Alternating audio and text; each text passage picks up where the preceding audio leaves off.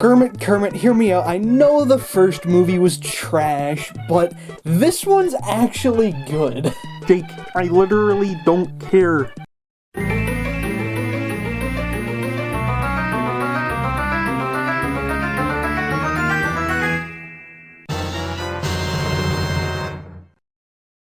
Hello everybody, welcome back to ACR, Action Comedy Review. In this video, I'm reviewing Airplane 2, the sequel. Came out December 10th, 1982, and grossed about $27.2 million in the box office, with a budget of $15 million.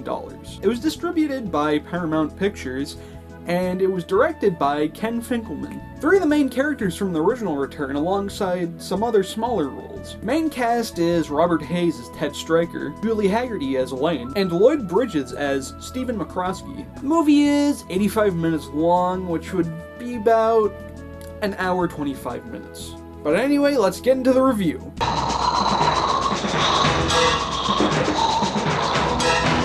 The movie starts off with a Star Wars joke, then cuts to an airport. Shows us some of the new passengers and the old ones too. Then it cuts to Elaine and her fiancé Simon.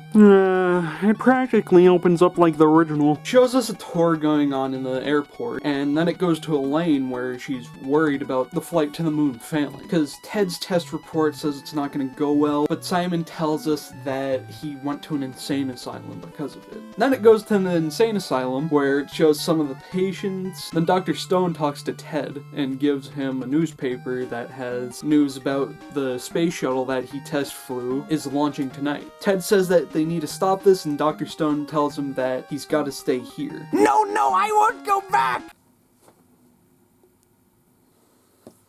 Anyways, Ted tells us some plot points from the original, and he tells us some new stuff on how he got here. Then Ted breaks out of the asylum to head to the airport and stop the flight. And then it cuts to the airport shop where we're introduced to Joe Salucci, who buys a bomb to bring on the flight. Ted talks to Elaine and she's worried that he's out of the insane asylum. Then she tells him off and he gets upset. We're reintroduced to the captain from the original movie. Then Ted buys a ticket off of a scalper and he boards the ship. Also, there's this funny scene where this janitor gets put into zero gravity and he starts floating around, and it's really funny. Ted tries to change Elaine's mind, but that fails. Then they take off. Now they're in space and it shows us some of the passengers. A flight attendant tells this kid Jimmy that she'll see if he can see the cockpit, and he's really happy that he got to bring his dog Scraps along. Ted also fights a dangerous vacuum. Oh, I fought a vacuum before! It also shows us that Ted's worried about the flight and he's walking around the plane. Then he sits down next to an old lady and she asks him what's wrong. We then get a flashback to a courtroom where Ted's on trial because of the failed test flight. It shows us some passengers from the original movie, and it also tells us about his time in the war. Dr. Stone says that Ted could snap any second, and they decide it's best to commit him to an insane asylum. And when the flashback is over, the old lady's dead. And I love Ted's reaction to it. Ooh, she looks just like my mother! Scraps is gonna be fine, son. We'll both be just fine. The computer core is then set on fire, and they get a prompt about it in the cockpit. Rock the computer denies it, and then Elaine goes to check the rear databanks. Ted and Elaine run into each other, and I just love the two dudes in the back that are just kind of like drinking.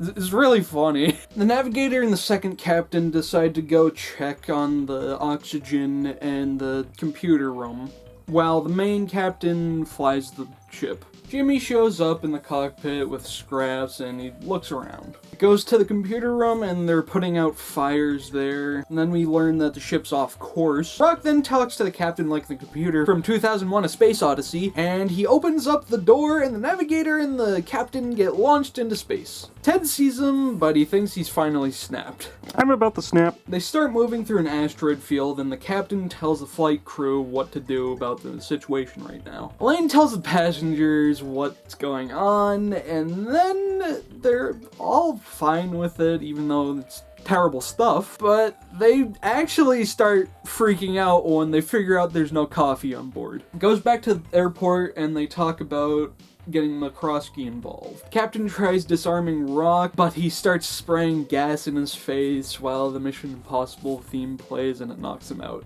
Goes to the airport again and McCroskey shows up, and he tells the crew what to do. And also Johnny from the first movie's Jacobs now, and he's He's just great. No, he's not. Elaine figures out that the captain's been knocked out, and she starts to freak out. Simon shows up and he tells her that they need to think about themselves and leave the ship as quick as possible, but then he gets chewed out for it, so Elaine goes to get Ted's help. Elaine talks to Ted, but he's still a little down about him thinking he's finally cracked and his drinking problems come back.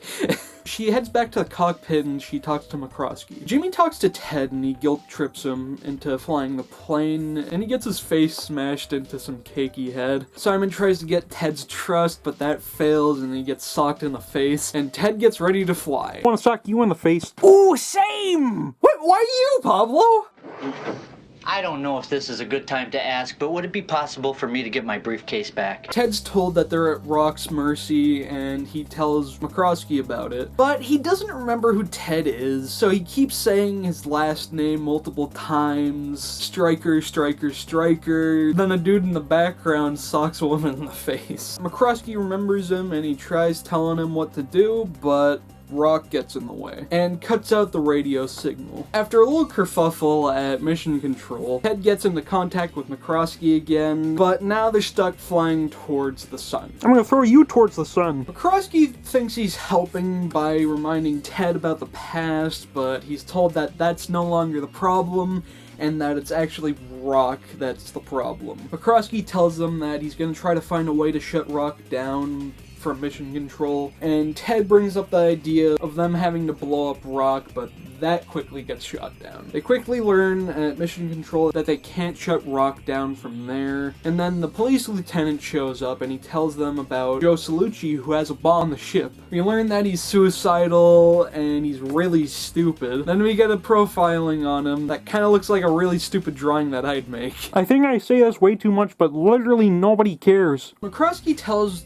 Ted and Elaine about the bomb, and they try to get the passengers away from Joe, but that fails, and Ted tries to convince him that he shouldn't do this. And a bunch of people start grouping up behind Ted, and it's really funny because of his reaction to it. Joe tries throwing the bomb and blowing it up, but Scraps catches it, so you see why I keep bringing up Scraps. McCroskey commends Ted, then is told about Ted's plan to blow up Rock with the bomb. Ted's told it's crazy, but it might just work, so he heads to the computer room, and he sets up the bomb. Passengers get ready for the explosion, it blows up, and Ted gets full control. Captain Murdoch is told about the ship coming towards the moon, and he gets in contact with Ted. Ted tries to shut off the warp speed, but the lever breaks, and they're freaking out, and there's no hope. Till Elaine pulls out her bobby pin, and that works. They're losing speed, and they're about to crash into the moon base, and Murdoch tells them what to do, but then they crash through the base, all while this dude's trying to shave in the bathroom. After a terrifying landing, they get out safely and evacuate, and Ted and Elaine make out, and then it cuts to when they're married, and Joe is now looking to get his briefcase back. Ah, such a happy ending. Let's see. I give Airplane 2, the sequel,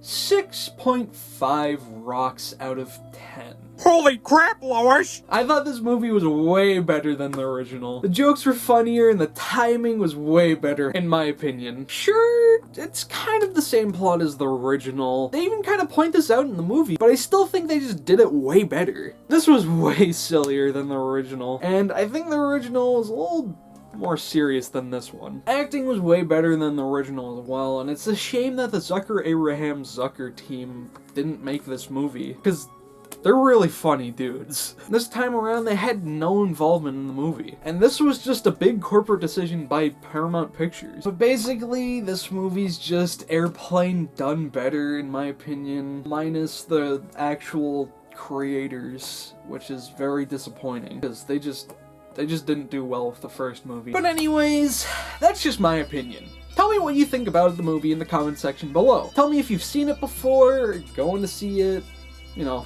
But while you're down there, you might as well like the video, subscribe, hit the bell notification, and follow me on my social media pages, links in the description. But anyway, see you next time for my review of Last Action Hero. See you next time, have a good one.